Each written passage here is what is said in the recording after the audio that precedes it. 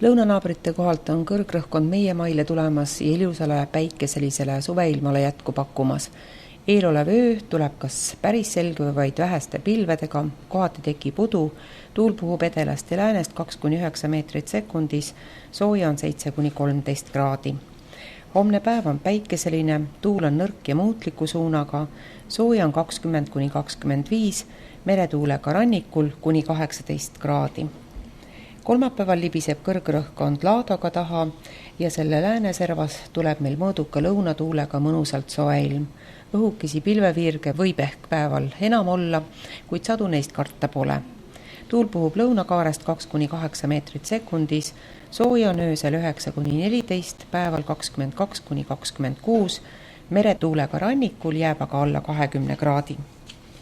Neljapäeval jõuab Soome väike madalrõhkkond ja selle lõunaserva mööda lisandub ka meile pilvi, millest laiguti lühiajaline hoog vihma tulla võib. Puhub edela- ja läänetuul 4–9, Soome lahe rannikul päeval puhanguti 12–13 meetrit sekundis. Sooja on öösel 10–16, päeval 18–23, Ida-Eestis kuni 25 kraadi.